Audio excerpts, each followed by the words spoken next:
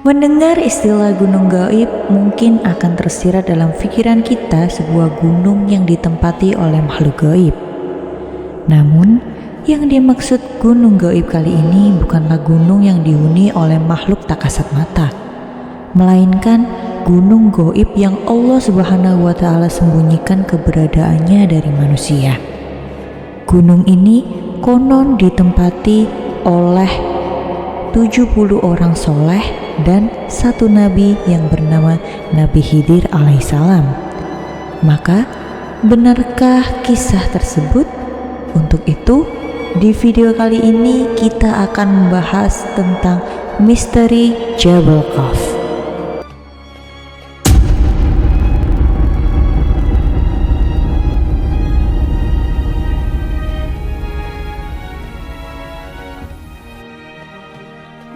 Assalamualaikum warahmatullahi wabarakatuh. Selamat datang di Pena Ilmu. Sebelumnya, jangan lupa klik tombol subscribe agar tidak ketinggalan video-video menarik lainnya. Gunung gaib memang dijaga oleh makhluk gaib, tapi bukan jin. Dia adalah malaikat. Dikatakan bahwa malaikat yang menjaga Gunung Khawf ini sangatlah besar, kekar, dan kuat. Sebagaimana gagahnya gunung gaib itu. Ibarat manusia, Gunung Khawf adalah raja dari gunung di bumi yang menjadi uratnya untuk menjaga keseimbangan bumi. Jika urat-urat Gunung Khawf tidak menjaga keseimbangan bumi, niscaya bumi ini akan berguncang dahsyat dan membahayakan manusia. Rasulullah Shallallahu Alaihi Wasallam bersabda, sesungguhnya di balik Gunung Khawf terdapat sebidang tanah putih yang tiada tumbuhannya. Luas tanah itu seperti luas dunia 7 kali. Di situ penuh sesak dengan malaikat, sehingga andai kata sebuah jarum dijatuhkan dari atas, niscaya terjatuh di atas salah satu dari mereka. Tiap-tiap tangan memegang bendera yang panjangnya 60 farsakh. Tiap bendera bertuliskan La ilaha illallah Muhammadur Rasulullah. Setiap malam Jumat, mereka berkumpul di sekeliling gunung itu untuk merendahkan diri kepada Allah Subhanahu wa Ta'ala dan memohon keselamatan buat umat-umat Muhammad Sallallahu Alaihi Wasallam. Jika fajar sudah terbit, maka mereka berdoa, Ya Allah, ampunilah orang yang mandi di hari Jumat, yang datang menghadiri Jumat. Mereka berdoa dengan suara tangis dan keras.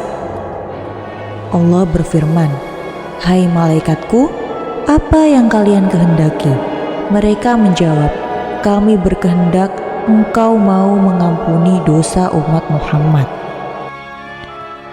Allah pun menjawab, Aku telah mengampuni mereka. Gunung gaib yang konon ditempati Nabi Khidir alaihissalam ini telah diungkapkan oleh Rasulullah Shallallahu Alaihi Wasallam dalam sebuah hadisnya. Gunung gaib ini memang tidak diketahui oleh manusia. Keberadaan gunung gaib ini bernama Gunung Khawf atau Jabal Khawf. Gunung ini adalah gunung yang sangat besar dan terbuat dari batu zamrud berwarna hijau. Karena gunung ini diselimuti warna hijau dari batu zamrud, hal itu berpengaruh terhadap warna langit yang kita saksikan saat ini. Artinya, warna langit yang kita saksikan adalah pengaruh dari hijaunya Gunung Khawf. Gunung Khawf adalah gunung yang mengelilingi segenap penjuru dunia. Keberadaan Gunung Khawf ini diterangkan oleh Rasulullah Shallallahu Alaihi Wasallam ketika salah satu sahabatnya bertanya. Sayyidina Abdullah bin Salam bertanya kepada Rasulullah, Ya Rasulullah, dengan apa bumi ini bisa tenang? Rasulullah lantas menjawab, dengan beberapa gunung. Kemudian Sayyidina Abdullah bin Salam bertanya lagi, lalu dengan apa gunung-gunung itu dikokohkan? Rasulullah pun menjawab, dengan Gunung Khawf yang terbuat dari zamrud hijau dan birunya langit. Setelah itu ditanya lagi, berapa jarak tingginya gunung itu dari bumi ke langit dunia? Nabi Shallallahu Alaihi Wasallam menjawab, tingginya 500 tahun perjalanan. Pertanyaan selanjutnya tentang jarak kiri dan kanannya dari titik tengah. Nabi Shallallahu Alaihi Wasallam menjawab 200 tahun perjalanan.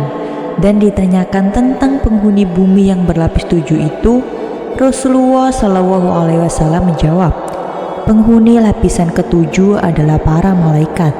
Penghuni lapisan ke-6 adalah iblis beserta bala tentaranya.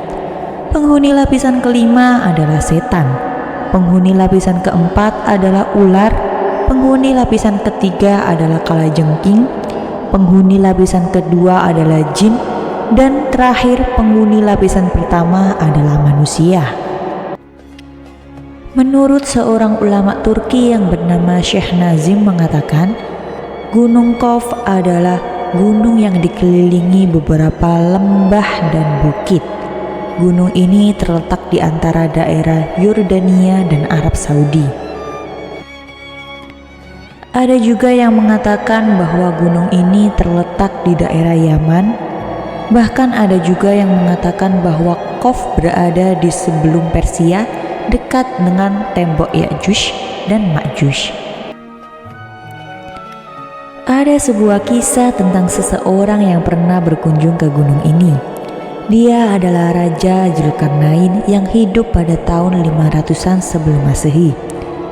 Pada suatu hari, Raja Zulkarnain naik ke atas bukit Qaf dan bertanya, "Hai Bukit Qaf, di bawahmu ada gunung-gunung kecil.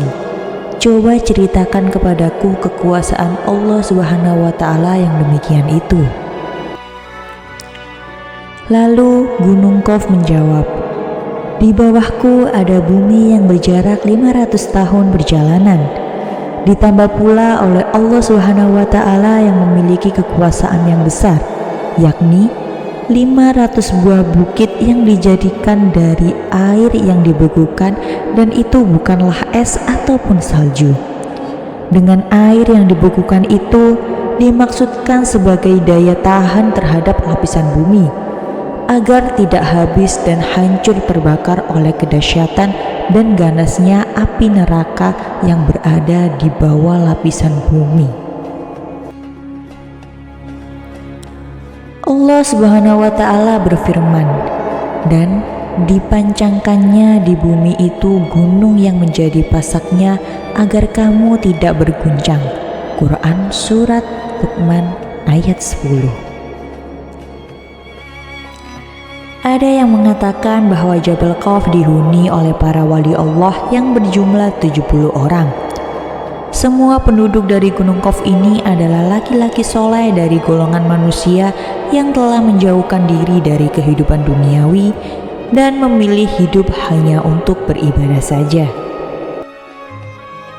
Gunung Qaf adalah suatu daerah yang gaib, artinya tidak ada di alam nyata. Kehidupannya bersifat tersembunyi, dan sisi kegaibannya setara dengan sisi kegaiban alam malaikat. Dan konon tak jauh dari Gunung Qaf ada sebuah pulau yang bernama Al-Had, yaitu tempat bertemunya arus sungai dan laut. Pulau itu dihuni oleh hamba Allah yang soleh yang kita kenal sebagai Nabi Khidir alaihissalam. Itulah kisah misteri dari Jabal Qaf atau Gunung Qaf, gunung gaib yang sangat besar dan dihuni oleh para malaikat dan wali Allah. Semoga kisah ini bermanfaat. Kurang lebihnya mohon maaf. Sampai ketemu di kisah-kisah menarik lainnya. Saya akhiri. Wassalamualaikum warahmatullahi wabarakatuh.